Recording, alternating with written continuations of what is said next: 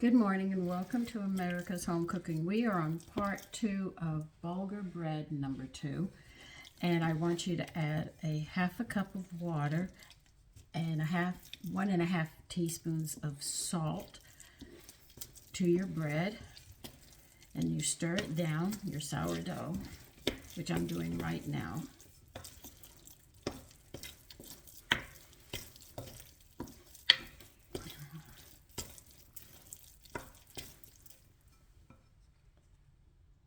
This is all that I'm doing, so you can see I'm mixing it up thoroughly. If it has a dry crust on the top, just stir it back in. Believe you me, it will not hurt it. It's not like the one you buy in the store where you have to cover it and do this and that and a lot of other things to it. Because I'm adding Bulgar, this is Bulgar bread, I do not have to add whole wheat flour to it because I already have the germs and the B vitamins and minerals and everything. You're going to add another cup of flour. You're going to stir it in. Had to get some more flour.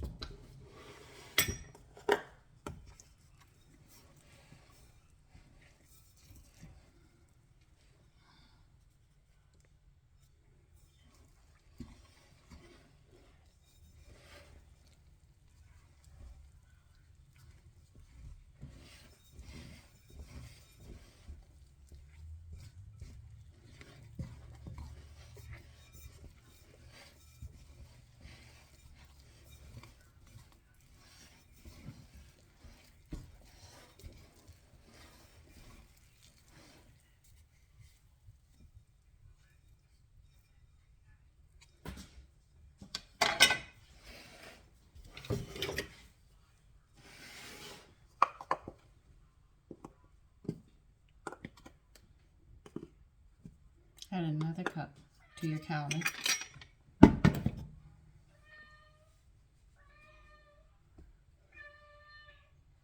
As you can hear, my little guy, my little kitty, is entertaining.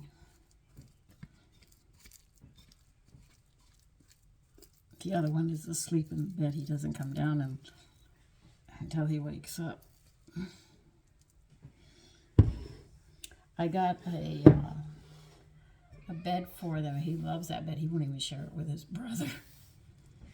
And they are literally brothers from the same litter.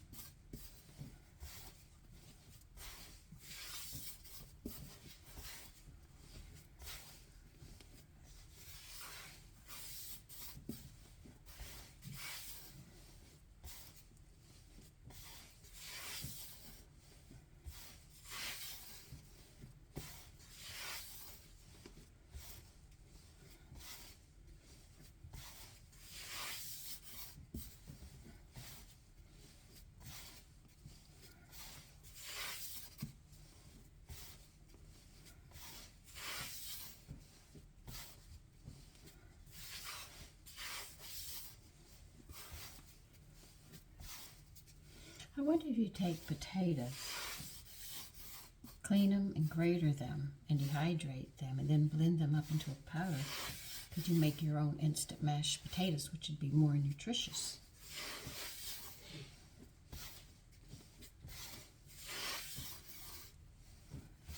I even thought of making some crazy muffins. So my son's going to buy me some rum so I can make the cajito again. And I'm going to make some muffins. And I'll show you those. But I won't be able to do it till most till summer.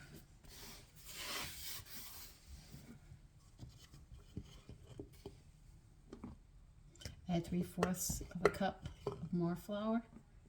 And that should be all the flour that we need.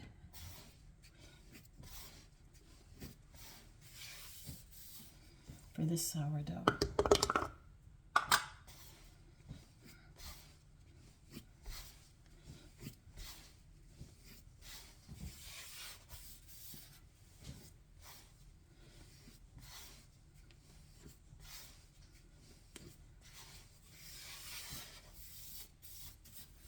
I found out that French cookbook that I have for sourdoughs.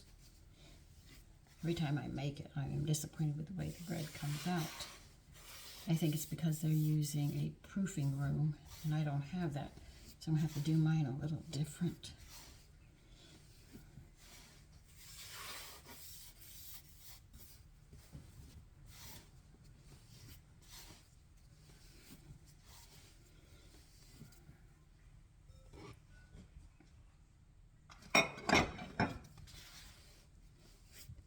Get it over here.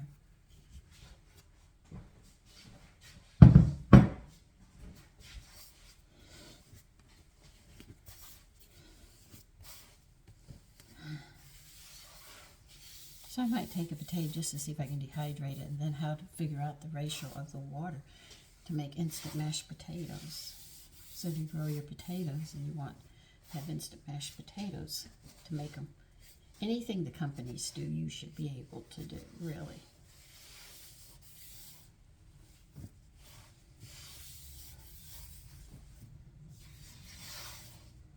One person was grateful I gave him the biscuit recipe and how they make it. The only thing is they put a preservative in it because they don't want the oil to go bad. Whereas you make it yourself, just keep it in the refrigerator and you have it on hand and you don't have the preservatives in it.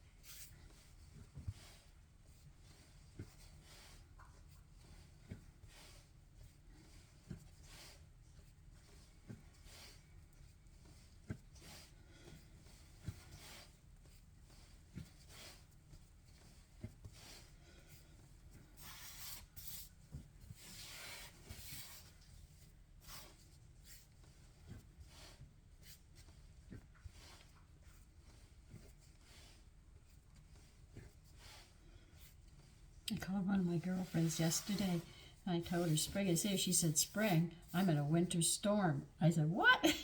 And she opened her door and said, look, we got snow. I said, oh my God. I was shocked she said that because I'm down here. She's further north. But of course, when I said it's still winter here, I call a girlfriend in the south. She sits there and says, boy, it's so nice to have spring here. It was so cold, and she says it's cold at 50 degrees. And I said, God, I remember when I used to sit there and say 50 degrees was cold in Texas. Because we weren't far from Mexico, so 50 degrees was like freezing.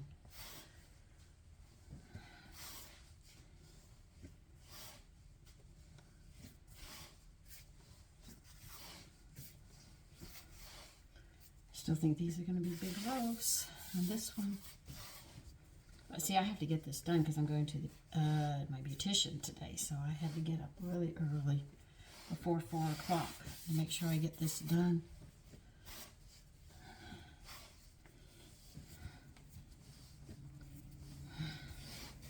And she said, let's go to lunch, and I said, okay. So I have to get to her this morning. We're going to spend the afternoon out.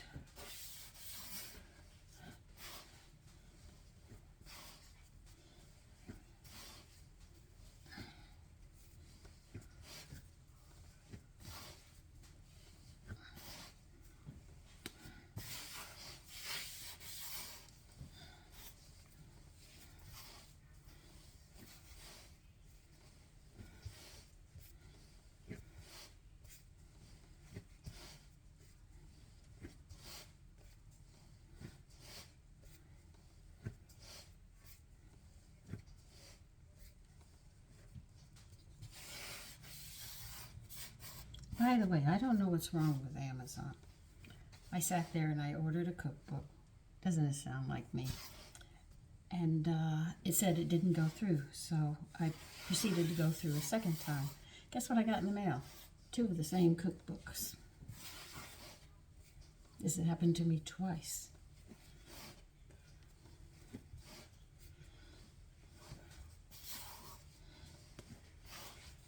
But when the computer says it doesn't go through, I assume it hasn't gone through.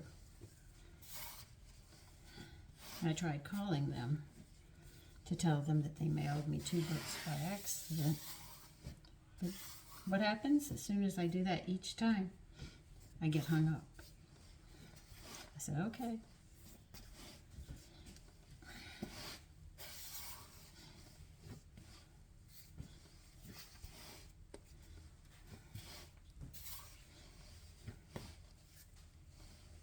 So next time they say the order doesn't go through, I'm going to hold it. We'll see what happens.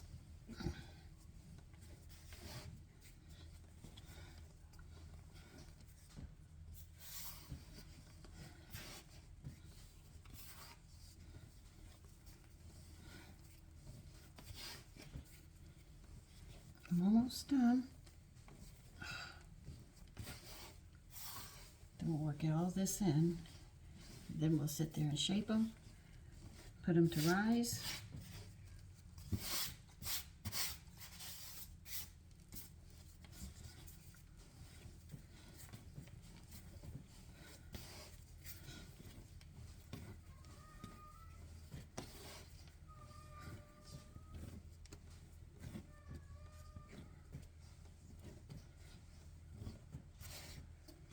Smooth and elastic.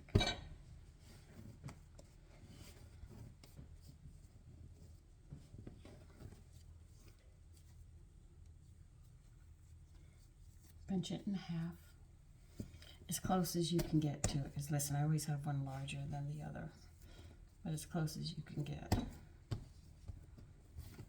Put one aside.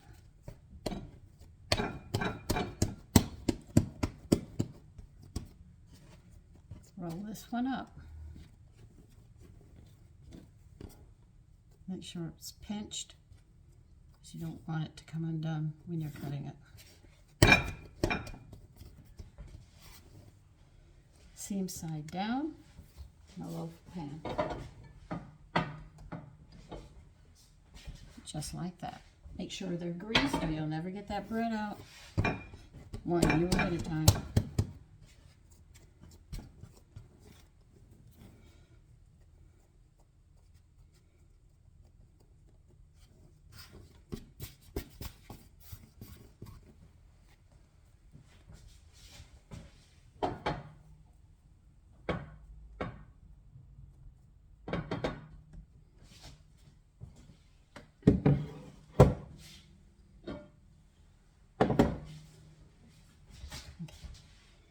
You're going to put it in a warm place to rise 1 inch above the rim. That's how far it has to go up before we're ready to bake it. I gotta get some of this off my hands.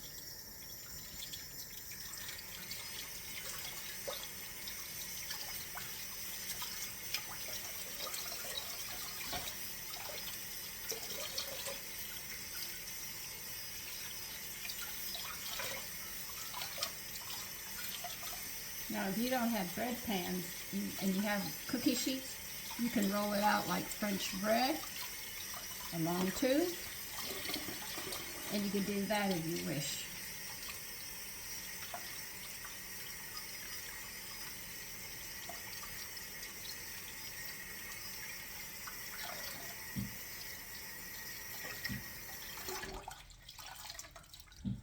But I want to put mine in loaves because I plan to do something with it. So listen, I'll see you when it's time.